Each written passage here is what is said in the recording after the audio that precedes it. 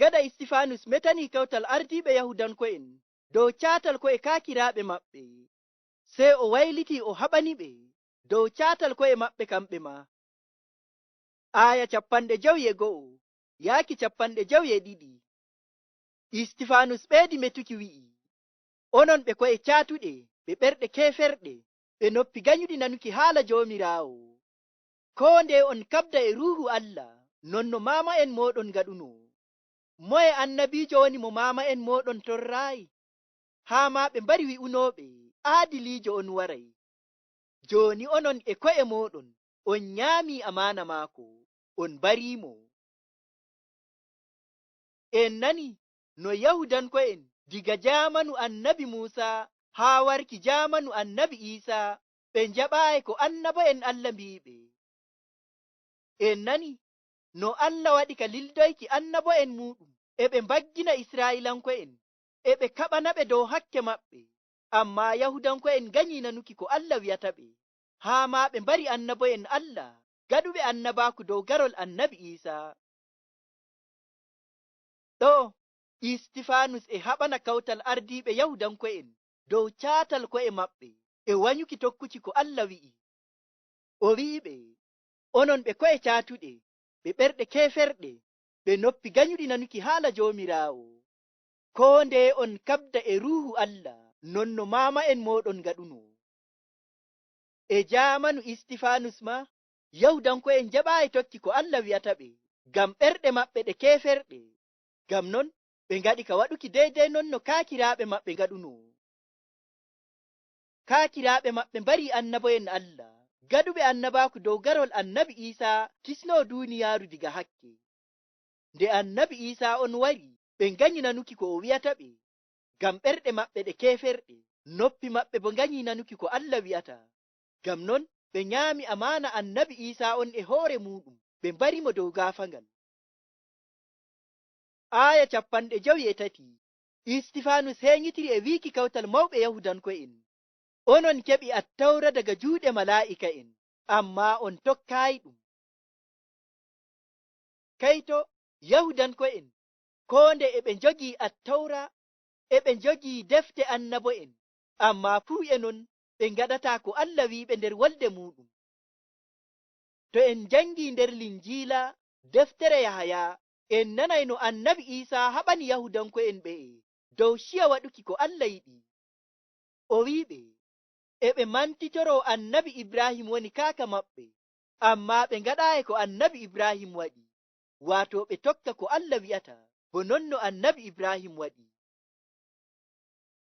E ɓe jogii attawra e defte annabo'en, e ɓe jangaɗe ko ngele sharel, amma fuu e non ɓerɗe maɓɓe e heeferɗi, ɓe gaɗataa ko Allah wi'ata ɓe nder wolde muɗum nde ɓe njangata, e ɓe kaɓɓi hallende nder ɓerɗe maɓɓe.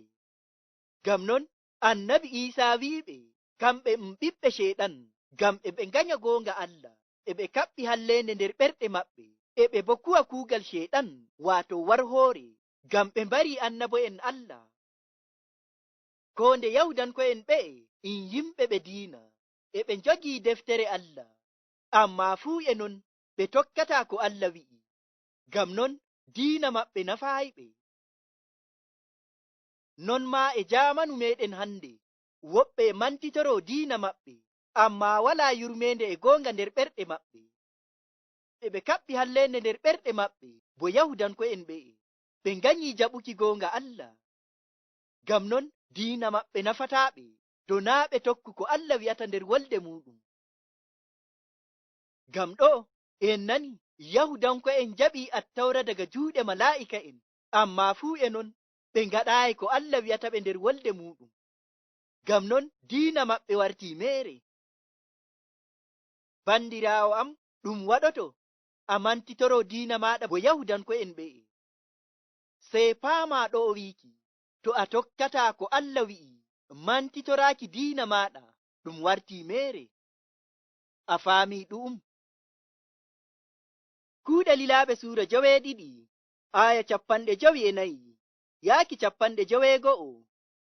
No Istifanus warira. Nde kawtal mawɓe Yahudanko'en nani haala kan, ɓerɗe maɓɓe metti, ɓe ndari e ɓe ŋatto. Amma kanko emo heewi ruhu Allah, o tijji dow, o yi'i teddungal Allah, o yi'i Yeesu e dari e jungo Allah nyaamo. O wi'i, raa, emi yi'a dow e maɓɓiti, ɓii neɗɗo e dari e jungo Allah nyaamo. Sey ɓe fuu ɓe ngulli sembe, ɓe cukki noppi maɓɓe. Ɗon e ɗon ɓe makkimo, ɓe nangimo, ɓe mburtinimo gariiri, ɓe kuborimo kaaƴe. Ɓe ɓorti kolte maɓɓe, ɓe ndesi to goɗɗo kayeejo bi'eteeɗo Caawulu, ngam ɓe kubomo boɗɗum. E ɓe kuboromo kaaƴe, kanko bo emo waɗa do'aare, emo wi'a, yaa Yeesu Joomiraawo, jaɓu yonki am. Nden o dicci, o wulli sembe emo wi'a, yaa Joomiraawo, taa yowanɓe ɗum hakke. Nde o wi'i non, o maayi. Caawulu bo jaɓi ɗum wari Istifaanus. En nani ɗo, nde kawtal mawɓe Yahudanko'en nani haala ka Istifaanus wi'iɓe, ɓernde wari ɓe, haa ma ɓe ndari e ɓe ŋatto. Istifaanus bo e heewi ruhu Allah Joomiraawo, sey o tijji dow, o yi'i teddungal Allah, ɗon ma o yi'i annabi Iisaa e dari e jungo nyaamo Allah. Sey o wi'i kawtal mawɓe Yahudanko'en, raɗɗum emi yi'a dow e maɓɓiti, ɓii neɗɗo bo e dari e jungo Allah nyaamo. Nde kawtal mawɓe Yahudanko'en nani ɗu'um, sey ɓe ngulli sembe e ɓe mbi'a, ay Istifaanus huɗii Allah, no waɗata o wi'a emo yi'a dow e maɓɓiti, haa ma o yi'i teddungal Allah e ɓii neɗɗo e dari jungo nyaamo Allah? Ay Istifaanus wi'i ko harmini. Ngam non ɓe cukki noppi maɓɓe, ɓe ngulli sembe. Ɗon e ɗon ɓe ɓorti toggoho maɓɓe, ɓe ndesi ko to goɗɗo kayeejo bi'eteeɗo Caawulu, ngam ɓe keɓa ɓe mbelnana no ɓe kuborto Istifaanus e kaaƴe boɗɗum. Diga ɗon ɓe makkani Istifaanus, ɓe mburtinimo yaasi gariiri, ɓe ngaɗi ka huboraakimo kaaƴe, naaki ɓe mbarimo. Ko Istifaanus maaya, aaya 59 yaaki 50 o wi'i, e ɓe kuboromo kaaƴe, kanko bo emo waɗa do'aare, emo wi'a, yaa Yeesu Joomiraawo, jaɓu yonki am. Nden o dicci, o wulli sembe emo wi'a, yaa Joomiraawo, taa yowanɓe ɗum hakke. Nde o wi'i non, o maayi. Nder aayaaje ɗe janguɗen ɗo'o, en nani no Yahudanko'en mbariri Istifaanus, ngam o wi'iɓe goonga. Carel ngel Yahudanko'en ɓe kuborto Istifaanus kaaƴe, ko Istifaanus maaya, emo waɗa do'aare, emo wi'a, yaa Yeesu Joomiraawo, jaɓu yonki am. Nden o dicci, o wulli sembe emo wi'a, yaa Joomiraawo, taa yowanɓe ɗum hakke. Nde o wi'i non, o maayi. Ɗo Istifaanus e do'o, e toro Allah Joomiraawo yaafano barayɓe mo hakke mu'en. Ɗum e holla en Istifaanus wala hallende nder ɓernde muɗum. O yiɗa Allah yowana ɓe hakke warkimo, ngam ɓe anda ko ɓe ngaɗata. Ɗo Istifaanus do'ake deydey do'aare nde annabi Iisaa do'i dow gaafangal. O wi'i Allah yaafoɓe, ngam ɓe anda ko ɓe ngaɗata. To en jangi nder Linjiila deftere Lukka, suura 23, aaya bo 34, en nanay do'aare nde annabi Iisaa do'ani barayɓe mo dow gaafangal. En nani no Yahudanko'en mbariri Istifaanus, ngam o wi'iɓe goonga. Ko Yahudanko'en ngaɗi ɗo bo tabbitini ko Istifaanus wi'i ɗum goonga. Kaakiraaɓe maɓɓe mbari annabo'en Allah, nden kamɓe ɓe mbari annabi Iisaa e hoore muɗum. Nde Istifaanus wi'iɓe, jooni onon e ko'e moɗon on nyaami amaana maako, on mbarimo. Ɗon e ɗon ɓe makkimo, ɓe mbarimo. Istifaanus woni neɗɗo arandejo mo ɗum wari nder tokkuɓe annabi Iisaa.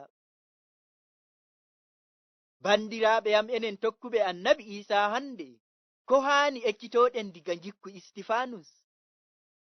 Hande to ɗum torra en ngam en tokkuɓe annabi Iisaa, sey ekkitoɗen diga gikku Istifaanus. Istifaanus jogake goonga, o darake dow goonga, o tokki laawol Allah, o bo wi'i goonga, o hulaayi. Ngam non, bandiraawo am, to a torre ngam a tokkuɗo annabi Iisaa, sey njogoɗa goonga, tokka goonga, daroɗa dow goonga bo non no istifanus waɗi ko nde ɗum torrete, amma ta a wannu e torra ka ɗum torratama. Annabi Isa wi'en jogoɗen amana ko da ɗum waray en, kanko bo hokkay en giifol yonki ki re'ata. Ngam non bandiraɓe am, sey munyen nder torraji ɗi njareten, sey munyen nder nganyandi ndi ɗum wanyata en, tokkoɗen laawol Allah nder goonga. Allah jomirawo sembiɗina hoolare meɗen. Amin.